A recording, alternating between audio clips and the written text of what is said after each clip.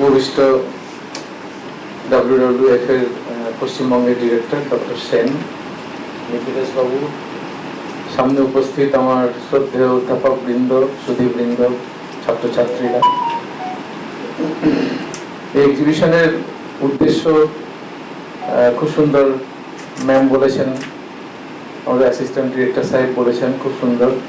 এবং যখন এই জিনিসটা প্রথম আমার কাছে আসে তখন আমার মনে হয়েছিল এটা উৎসাহ দেওয়ার মতো একটা জিনিস।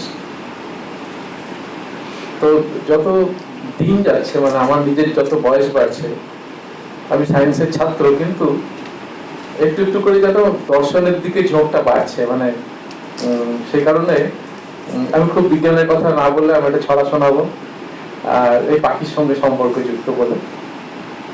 আজকে একটা কথা জাস্ট বলছি যে ধরুন পৃথিবীর বয়স আজকে 4.5 × 10⁹, 4.5 বিলিয়ন ইয়ার্স। আর যখন মাইক্রোব প্রথম আমাদের পৃথিবীতে এলো মোটামুটি 4 বিলিয়ন ইয়ার্স এলো।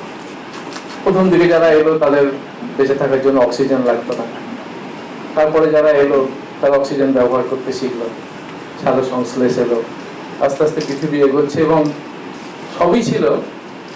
তো একটা সময়ের পরে যখন আমরা এই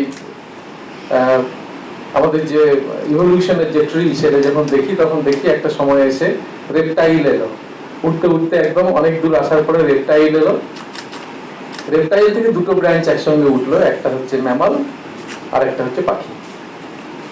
রেপটাইল থেকে কিন্তু ব্রাঞ্চ একসঙ্গে উঠেছে, একদিকে পাখি আর একদিকে ম্যামাল।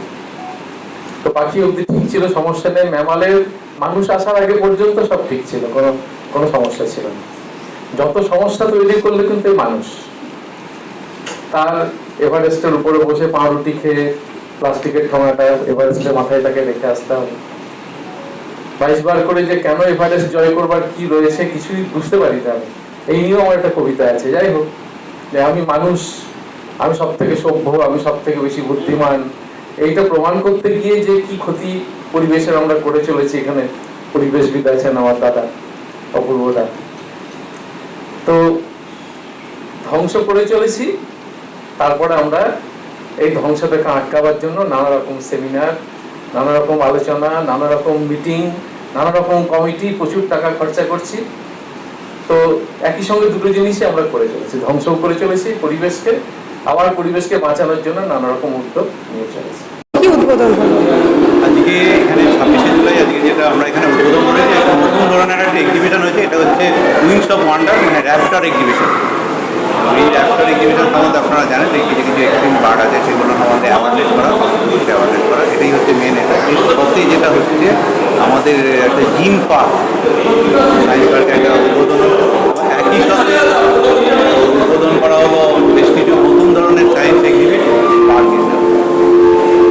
এই উদ্বোধনে আজকে ছিলেন বর্ধমান ইউনিভার্সিটির মাননীয় প্রফেসর চন্দ্র, ভাইস চ্যান্সেলর বর্ধমান ইউনিভার্সিটি, এবং সব ডিপার্টমেন্টের, সায়েন্সের প্রায় সব ডিপার্টমেন্টেরই, বায়োসায়েন্সের, বলতে হবে আমরা বলছি এনভায়রনমেন্টাল সায়েন্স, জুলজি, বোটানি, এই সব ডিপার্টমেন্টের এইচওডি এবং নানা প্রফেসররা ছিলেন, যাদের উপস্থিতি এই এক্সিবিশনটাকে উদ্বোধন করে দেওয়া হয়। একসাথে পার্ক এবং গ্যালারি।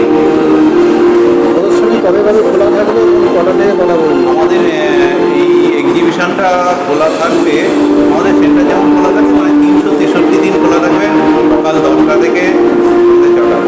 আলাদা কোনো টিকিট বা কিছু ব্যবস্থা আছে? এক্সিবিশনের জন্য কোনো টিকিট নেই, এমনি যেমন সায়েন্স সেন্টারের জন্য টিকিট আছে, সেই টিকিট খোলা থাকবে।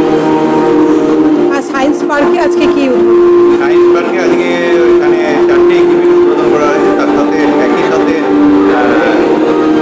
একটা জিম পার্ক। কী কী রয়েছে? পার্কের মধ্যে এখানে 4টে আছে, বিয়ার সেন্টার আছে,